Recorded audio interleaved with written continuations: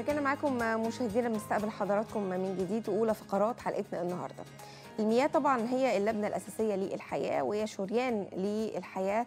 ما نقدرش نستغنى طبعا عن المياه، ليه اهميه كبيره جدا، ولكن اهميتها ما بتقتصرش فقط على ارواء العطش او مثلا ان يكون في ليها فوائد للصحه العامه. كمان المياه ليها اهميه كتيره في ان هي ممكن بتفتح فرص عمل لكتير من الناس. كمان الموارد المائيه ليها اهميه في دعم ايضا التنميه الاقتصاديه والتنميه الاجتماعيه وايضا الانسانيه. شهر مارس وتحديدا يوم 22 مارس من كل عام بيتم الاحتفال باليوم العالمي للمياه. وطبعا على هامش هذا الاحتفال بدأت يعني فعاليات الأسبوع المائي من يوم 10 حتى يوم 16 مارس بأسوان. هنتكلم النهارده عن أهم يعني كده مراسم هذه الفعاليات، هنتكلم عن أهمية المياه بشكل عام مع ضيفي الكريم اللي بيشرفني النهارده الأستاذ دكتور أحمد زكي أبو كنيز، رئيس الاتحاد النوعي للبيئة بأسوان. اهلا بحضرتك يا دكتور، صباح الخير على حضرتك، أهلا كل عام وحضرتك طيب. أهلا وسهلا لحضرتك، وكل سنة وحضرتك طيبة، وكل سنة والمشاهدين بخير. طبعا دكتور، في البداية كده خلينا نتكلم عن أهمية المياه بشكل عام واليوم العالمي للمياه.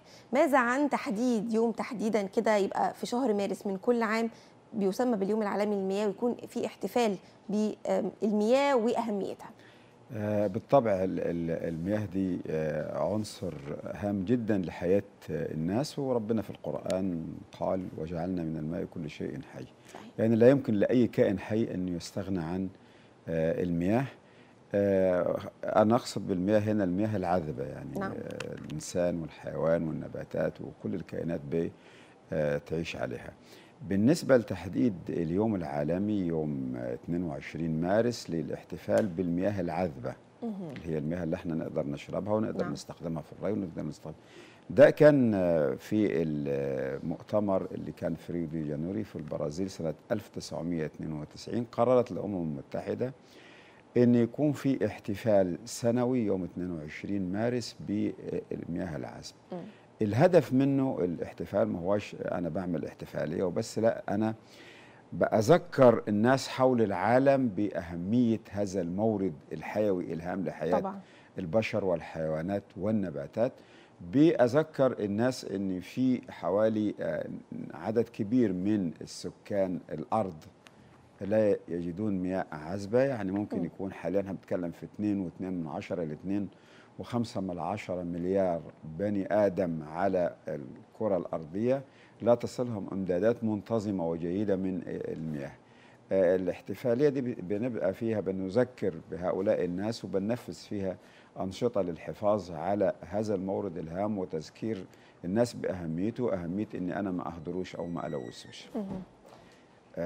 ده بيبقى كل سنة، وبيبقى كل سنة تحت شعار، وفي هذا العام الشعار الاحتفال باليوم المياه العالمي، التحرك السريع لتوصيل خدمات المياه، لتوصيل مياه الشرب والصرف الصحي للجميع. نعم. ده طبعا بيتسق مع البند السادس من الأهداف أو الهدف السادس من أهداف الألفية، وهو أن المياه العذبة والصرف الصحي للجميع بحلول عام 2030. نعم. طب مصر تحديدا دكتور بتحتفل ازاي بقى باليوم العالمي للمياه، وماذا كمان عن الفعاليات الحاليه بمدينه اسوان اللي بدات يوم 10 مارس؟ هو طبعا مصر بتحتفل جهات كتيرة. يعني في البداية كان منظمات المجتمع المدني هي صاحبة الريادة، واحنا في الاتحاد النوعي للبيئة بأسوان كنا بنتعاون مع منتدى نهر النيل ومنتدى التنمية المستدامة للاحتفال بهذه المناسبة. من يمكن أول مرة احتفلنا بها في سنة 2003. نعم. يعني يمكن النهاردة السنة ال20 احنا مستمرين في هذا الاحتفال. بدأت تدخل الجهات الحكومية، يعني شركة مياه الشرب والمديريات الزراعة، الري، التربية والتعليم، كل الجهات دي بتشارك في هذا العمل من خلال تنظيم مجموعة من الأنشطة الميدانية والأنشطة التوعوية، سواء عن طريق لقاءات أو لقاءات إعلامية زي اللي احنا فيها النهاردة، أو لقاءات داخل المدارس أو داخل قصور الثقافة، أو داخل مراكز النيل للإعلام أو داخل المدارس أو المعاهد الأزهرية ومراكز الشباب بنتحدث عن هذا اليوم. وطبعا الاتحاد النوعي للبيئة ومنتدى مصر، المنتدى المحلي للتنمية المستدامة في أسوان، والمنتدى المحلي لتنمية نهر النيل بأسوان بيتصدروا الاحتفالات دي، وبالتربيط مع جهات كثيرة مثل الفرع الإقليمي لجهاز شؤون البيئة، إدارة البيئة بمحافظة أسوان، مديرية التضامن، وكل الجهات دي. نعم. لو هنتكلم يا دكتور عن موارد المياه العذبة تحديدا عندنا في مصر، وأهمية هذه الموارد وقد إيه بنعتمد عليها بشكل كبير جدا في الحصول على المياه تحديدا للشرب. هو بالنسبة لمصر المورد الرئيسي لها للمياه بتاعت مياه نهر النيل. ونهر النيل ده طبعا مياهه قادمة من خارج الحدود، لذلك احنا بنعتبر من الدول ذات التبعية، معدل التبعية المائي العالي، يعني احنا ممكن نكون أكثر من 95% من المياه بتاعتنا بتأتي من وراء الحدود من نهر النيل. نعم. يعني هو طبقا لاتفاقية سنة 1959 مصر ليها 55.5 مليار متر مكعب مياه سنويا. دي بيتم تخزينهم أمام السد العالي في بحيرة السد، ودي بحيرة ضخمة طولها حوالي 500 كيلو متر، منهم 150 كيلو متر في السودان و350 كيلو في مصر، بمتوسط عرض حوالي 20 متر. هذه الكمية الهائلة من المساحة الكبيرة اللي بتتجمع فيها المياه خلال موسم الفيضان. موسم الفيضان طبعا بيكون خلال شهر 6 و7 و8. احنا السنة المائية الحالية المياه استمرت لحد 11 أو أكتوبر، كان توارد المياه جاية، وتم فتح مفيض توشكا، وكان في مياه كتير وخير كتير لمصر الحمد لله. الشيء الثاني احنا عندنا مياه الأمطار، ودي في مناطق في الشمال، يعني في الساحل الشمالي الغربي وعلى سيناء كميات ليست كبيرة، لكن يمكن الاعتماد عليها في المناطق اللي تسقط فيها، اللي هي في منطقة شمال غرب مصر أو منطقة سيناء على السواحل. لما بتنزل ممكن الاعتماد عليها واستخدامها في بعض الزراعات اللي في الموسم ده زي زراعة الشعير، أو بتنمو عليها النباتات الطبيعية الرعوية اللي بيتم الرعي عليها. زائد عن كده في المياه الجوفية دي اللي بيتم استخراجها من باطن الأرض، ودي موجودة في خزانات كثيرة في مصر، بعضها متجدد وبعضها غير متجدد، ومعروفة خريطة بها.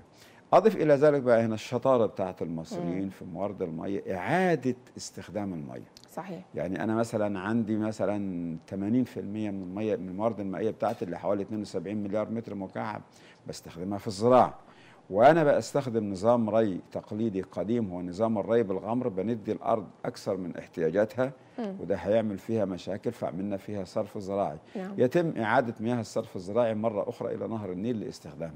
يعني احنا ممكن يكون بنستخدم المياه مرتين أو 3 مرات، وده طبعا في إطار ترشيد استهلاك المياه، يعني في إطار ترشيد استهلاك المياه. وبرضه نفس الكلام بالنسبة للمياه المنزلية ومياه الاستخدام المنزلي، زائد الاستخدام في الصناعة برضه بيتم معالجة المياه واستخدامها مرة أخرى، وده شيء كويس، وإن احنا بنعمل هذه الأسلوب. وده طبعا لأن المكان اللي احنا فيه، احنا مصر يعني بنعتبر دولة صحراوية وليست دولة زراعية. احنا عبارة عن مصر بتقع في الصحراء الإفريقية الكبرى، والصحراء الإفريقية الكبرى هي أقحل صحراوات العالم. مصر تقع في الجزء الشمالي الشرقي من هذه الصحراء، وهو أقحل نقطة في الصحراء دي، فإحنا في كحولة شديدة. ربنا سبحانه وتعالى أنعم على مصر بنهر النيل، بيشقها من الجنوب إلى الشمال، وبيدينا احتياجاتنا المائية، وبناء عليه مصر عملت حضارتها العظيمة صحيح على مياه نهر ضفاف النيل. نعم. طيب دكتور، دور الدولة في تطوير الموارد المائية، وإيه أهم المشروعات المائية اللي نقدر نقول إن هي دخلت في حيز التطوير خلال أو في ظل الجمهورية الجديدة؟ هو بالنسبة للمية احنا عندنا مصر عندها خبرات كبيرة في إدارة المياه من زمان خالص. نعم. يعني من أيام محمد علي باشا الكبير لما كان بيشق الترع وعمل مجموعة من الرياحات والترع الكبيرة، وتبعوا خلفائه في هذا الصدد. حتى الاستعمار البريطاني لما استعمر مصر أدرك قيمة مصر كدولة بقى عندها ميزة نسبية في زراعة القطن طويل التيلة، فكانت الاحتلال البريطاني لمصر كان يهمه جدا أن يأمن المية، وأقام عديد من الاتفاقيات مع الدول الأخرى على حوض نهر النيل لتوصيل المياه. وعندنا نظام ري راسخ ومستمر من أيام محمد علي باشا. احنا حاليا زي ما كنا بنتكلم من شوية ان 95% أو أكثر من المية بتاعتنا جايه من النيل، والنيل 59 مليار ونص كل سنه ما زادوش. يعني ساعه ما اتعملت الاتفاقيه سنه 59 كان عددنا اقل من 25 مليون. احنا النهارده بنتكلم في 105 ولا 110 مليون، فبالتالي كميه عدد السكان زاد ونفس الوقت الميه ما زادتش، وبالتالي احنا دخلنا تحت خط الفقر المائي. كان لازم من ان الدوله تقوم بمجموعه من التوجهات. يعني حاليا بيتم تبطين الترع بالكامل، تحويل الترع داخل الانابيب لتقليل الفاقد سواء بالنشع او بالبخر. صحيح. الى جانب ان في توجه في وزاره الزراعه ووزاره الموارد المائيه والري ان يتم زراعه الاراضي المصريه بالكامل عن طريق الري الحديث، لان احنا في الري الغمر، ري الغمر ده كفاءته 55%. نعم. بمعنى ان انا لو طلعت لكل فدان 100 متر مكعب ميه اللي هيوصلوا 55 نتيجه هيفقد في الترع والتسريب والبخر والحشائش وكده، فبيحصل فقد بشكل كبير جدا. بيحصل فقد. هذا الفقد لما بنتكلم على 80% من الميه بتاعتنا، لما نطلع 45% منها فقد، الاقي ان انا بفقد حوالي 25 أو 27 مليار متر مكعب في السنة نتيجة استخدام نظام الري التقليدي القديم ده. وبالتالي الدولة أحسنت صنعا حينما قررت الانتقال إلى نظم الري الحديثة. نظم الري الحديثة الري بالتنقيط مثلا كفاءته تصل إلى 90%. فبالتالي أنا هوفر كمية كبيرة من المياه، يعني ممكن أوفر غالبية ال 25 مليار متر مكعب عشان أستخدمهم في مواجهة أجندة الاستصلاح بتاعتي، لأن أنا لازم أستصلح الأراضي جديدة عشان تنتج غذاء. طبعا حضرتك والسادة المستمعين يعلموا أن جميع الغذاء آتي من الزراعة. نعم. الزراعة هي اللي بتأكلنا. نعم.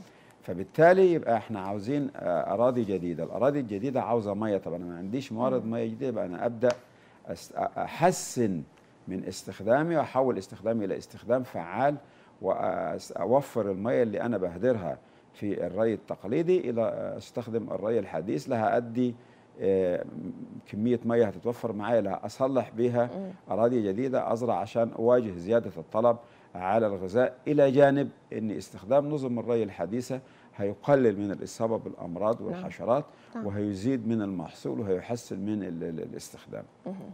هل دكتور في تحديات ممكن تكون بتواجه إدارة الموارد المائية؟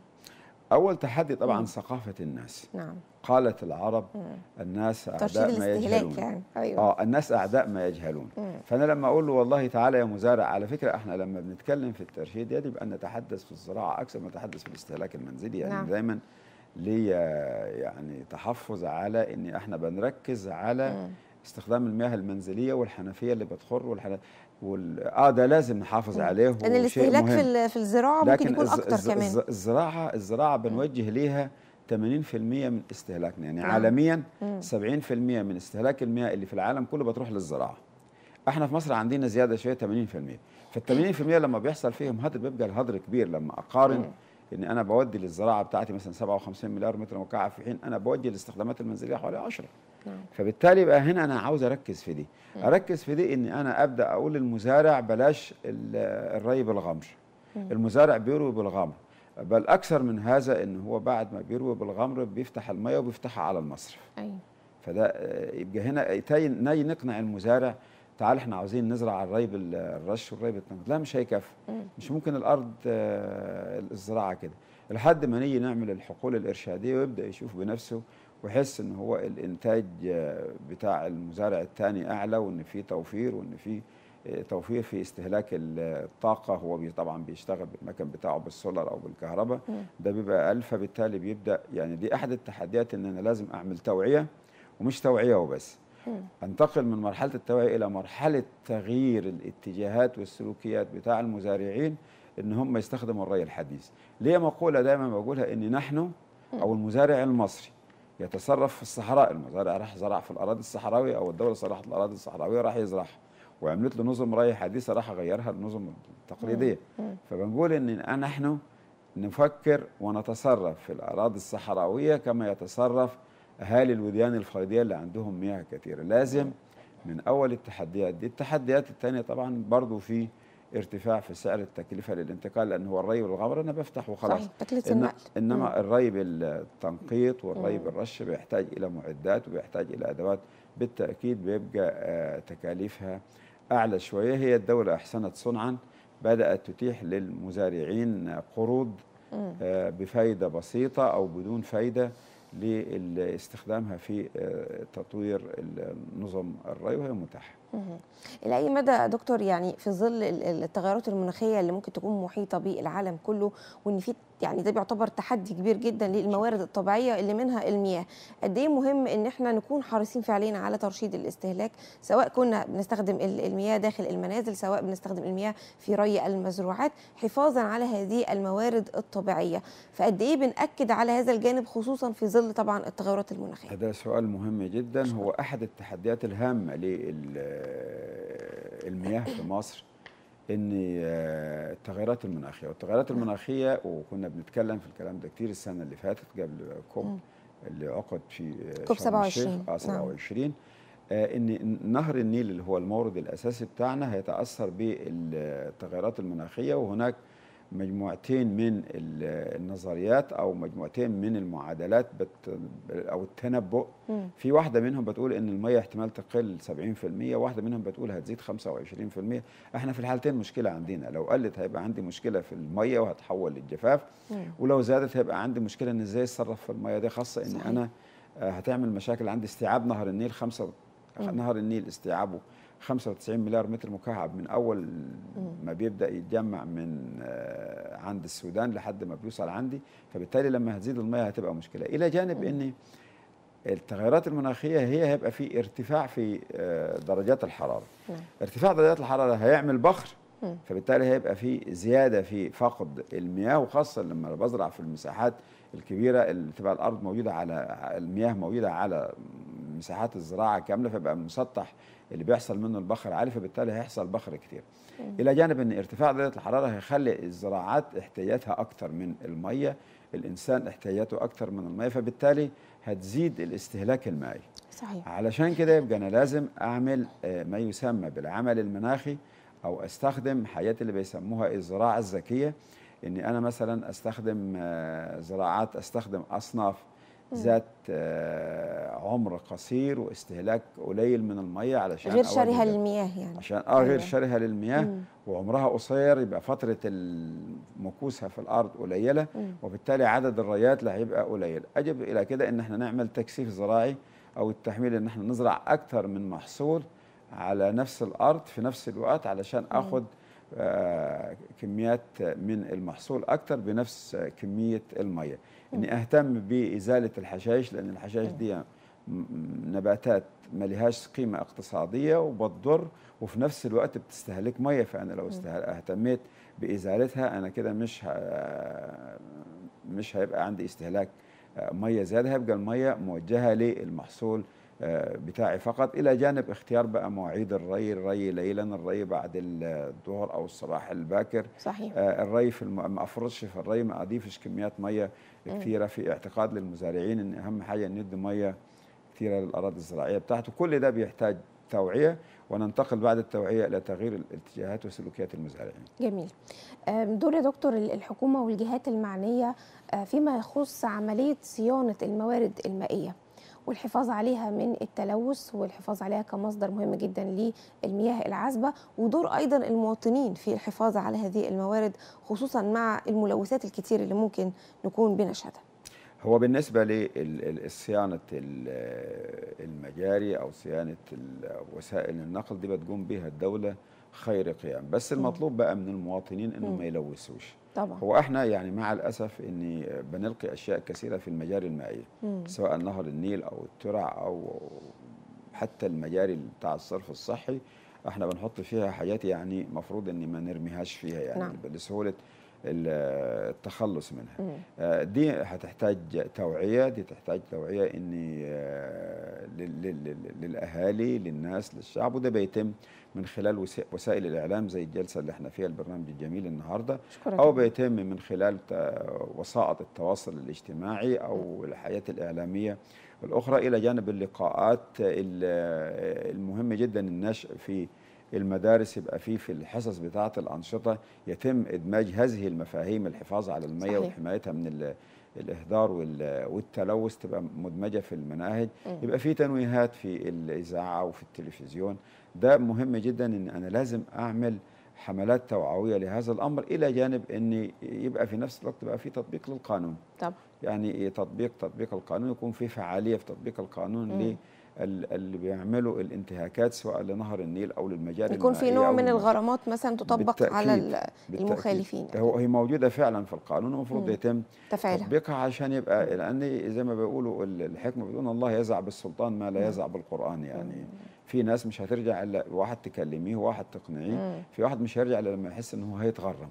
هيبقى في غرامة، لأن هو ده هيؤثر على الموارد بتاعتنا، وفي الآخر في النهاية هنلاقي إن إحنا مش لاقيين ميه نشرب، او مش لاقيين ميه نروي الزراعه بتاعتنا عشان ننتج الغذاء. نعم. هل يا دكتور احنا في الوقت الحالي نقدر نقول ان عندنا يعني شبه اكتفاء من الموارد المائيه الخاصه بالمياه العذبه، ام ان احنا في حاجه بعض الشيء ان احنا نلجا لتحليه المياه المالحه عشان يكون عندنا مصادر اخرى؟ هو احنا ممكن يكون عندنا فجوه مائيه ممكن تكون حوالي 25 ل 30 مليار متر مكعب في السنه، ودي احنا بنغطيها بالاستيراد من بره. يعني احنا لما بنستورد فاكهه او بنستورد خضار او بنستورد اي حاجه، ما هي دي فيها ميه طبعا، وده ما يسمى بالبصمه المائيه. يعني بنحسب مثلا كيلو السكر خد قد ايه ميه، كيلو التفاح خد قد ايه ميه، فدي احنا بنجيبها من الخارج. احنا ما بنتكلمش ان احنا مكتفين ذاتيا، لا احنا الشعب المصريين احنا تحت خط الفقر المائي.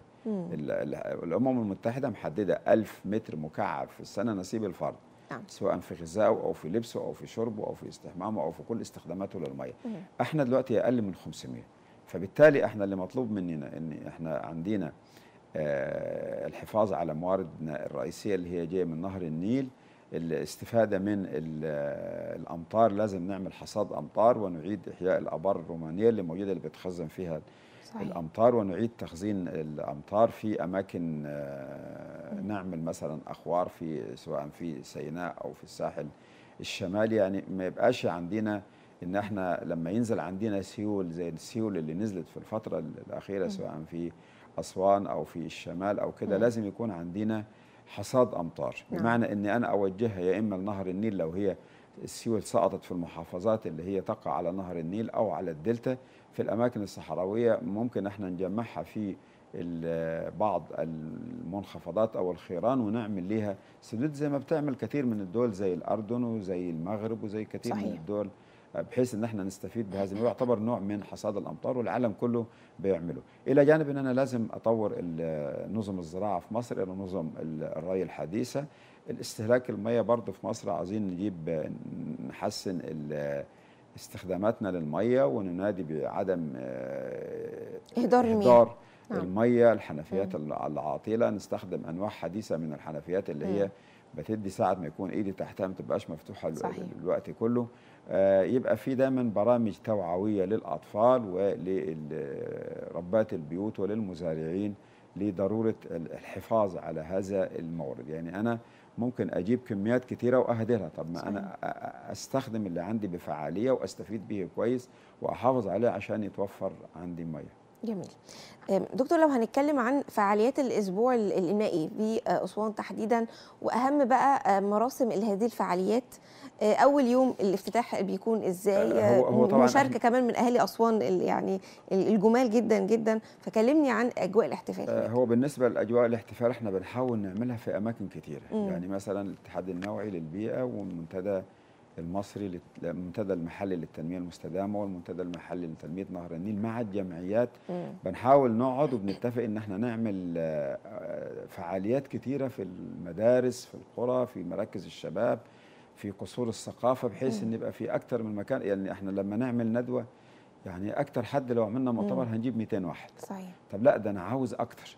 يبقى في الحالة دي لازم أنفذ في أماكن كثيرة، فالجمعيات أخذت على عاتقها بتنفذ على التوازي أو على التوالي مثل هذه الأنشطة خلال من هنا لحد يوم 22. ويوم 22 طبعا هيبقى فيه احتفال رئيسي هيتعامل لتكريم أعضاء المنصة المحلية اللي اشتغلوا على الكوب 27 برضو بمناسبة احتفال يوم المياه العالمي، وهتكون في مدينة إدفو إن شاء الله بحضور قيادات تنفيذية وبحضور الجمعيات الأهلية وبحضور الناشطين. إنما احنا حاليا مستمرين، يعني حتى في الحضانات بتعمل برامج توعوية للأطفال بتتناول موضوع المية، وفي المدارس ومراكز الشباب والإعلام في أسوان برضو زملائكم في قناة طيبة الفضائية والإذاعة والتلفزيون، وانتم بتشاركوا. انتم حاليا أنا من أسوان بقى كأنكم انتم بتعملوا في الأسبوع بتاع أسوان. أكيد يا فندم، ده شرف لينا وجود حضرتك النهارده معانا بالتأكيد. وأخيرا كده كلمة من حضرتك بقى حول التوعية بأهمية ترشيد استهلاك المياه لكل المواطنين، واحنا خلاص يعني داخلين على شهر رمضان الكريم، فعايزين نحاول نرشد استهلاك المياه بقدر المستطاع. يعني لا أجد أفضل من الكلمة اللي قيلت في الأثر الديني بتاعنا: لا تسرف في الماء ولو كنت على نهر جاري. نعم. شكرا جزيلا دكتور، شرفتنا ونورتنا، ويعني كان لقاء مثمر بالحديث عن طبعا اليوم العالمي للمياه واهم فعاليات الاحتفال. شكرا لحضرتك استاذ دكتور احمد زكي ابو كنيز، رئيس الاتحاد النووي للبيئه باسوان. شكرا يا فندم لحضرتك. شكرا لحضرتك وشكرا للقناه العظيمه دي اللي احنا من خلالها بنعمل توعيه وبنعمل محاوله لتغيير سلوكيات واتجاهيات الناس، وكل سنه وحضراتكم اكيد يا فندم، حضرتك طيب بالصحه والسلامه. مشاهدينا فاصل قصير، وبعد الفاصل ان شاء الله نرجع مع حضراتكم وفقره حواريه جديده.